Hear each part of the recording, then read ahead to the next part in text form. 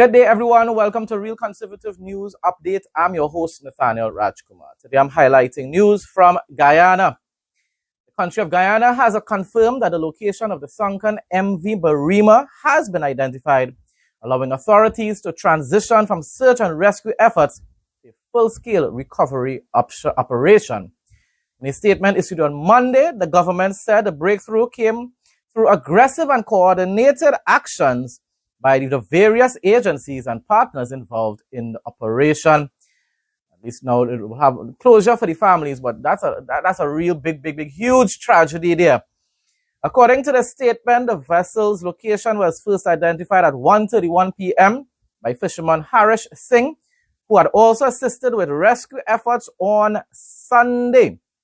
Government said the information provided by Singh enabled the Maritime Rescue Coordination Center to direct all assets operating at sea to the area where the vessel's location was subsequently confirmed. Officials also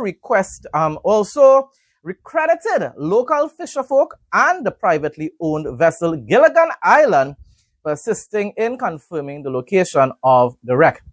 With the vessel now located, authorities have officially entered full recovery mode. The government has also confirmed that the French government has deployed a 15-member specialist team, including 12 divers, to assist local divers at the recovery site. The MV Barima capsized late Saturday night while traveling from Georgetown to Port Ketuma, after issuing a distress signal off the Pomeroon coast. The tragedy triggered one of Guyana's largest maritime search operations involving the Guyana Coast Guard, the Guyana Defense Force, emergency response agencies, private marine operators, volunteer fisherfolk, and international partners. As of Monday afternoon, 10 bodies had been recovered, while authorities continue efforts to account for every person who was aboard the vessel at the time of the incident. Government has also launched a comprehensive investigation into the tragedy after significant discrepancies were discovered in the vessel's passenger manifest, and the captain and first engineer tested positive for cannabis, the false god of this modern era, the weed, following their rescue. And you know, everybody loves to say, oh, weed doesn't cause accidents and this and that and all that kind of utter nonsense.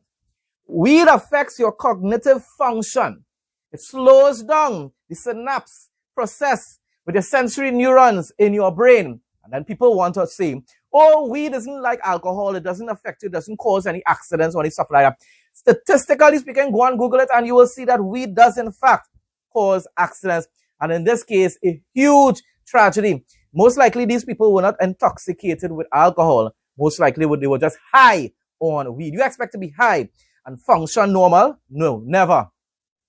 I am telling you, I really hope and pray in this particular case and in all cases, but in this particular case when it pertains to this boat and this captain, that especially the captain, I'm not really sure about the engineer, but you see, the captain should be charged with murder. Murder, every count on a count of murder for every single individual who lost their lives there. Because in the first place, from what I read online, the boat was overloaded. Individuals that were there should have never been there to begin with. And then to make matters worse, these people decided to smoke the herb and give thanks and praise while on duty. That utter nonsense should result in spending the rest of his time, his life in prison, or maybe facing capital punishment. Trinidad and Tobago weather report for Tuesday, July 21, 2026. On Tuesday, July 21, 2026, Trinidad and Tobago will experience mostly cloudy, sunny, hazy and breezy daytime conditions, featuring a maximum temperature of 28 degrees Celsius and a minimum temperature of 24 degrees Celsius. The day will stay warm with peak feels-like temperatures reaching up to 32 degrees Celsius around midday. A mild chance of rain persists throughout the day, peaking at 25% with localized light rain potential early in the morning and during the early afternoon hours. Winds will remain steady from the east at around 5 to 8 miles per hour. Humidity ranges from 71% during daytime peak heat up to 91% in the early morning. The UV index reaches a moderate peak of 5 at midday, requiring standard sun protection if outdoors. Saharan dust may present mild haze, so sensitive individuals should track air quality parameters. Bible quote of the day. Psalm 40, 1-3. I waited patiently for the Lord, he turned to me and heard my cry. He lifted me out of the slimy pit, out of the mud and mire, he set my feet on a rock and gave me a firm place to stand. He put a new song in my mouth, a hymn of praise to our God. Many will see and fear the Lord and put their trust in him. Folks, that brings us to the end of today's news update. Thanks again to everyone who continues to support my content. Please like, comment, share, and subscribe. Stay blessed and stay safe most of all. In Jesus' name.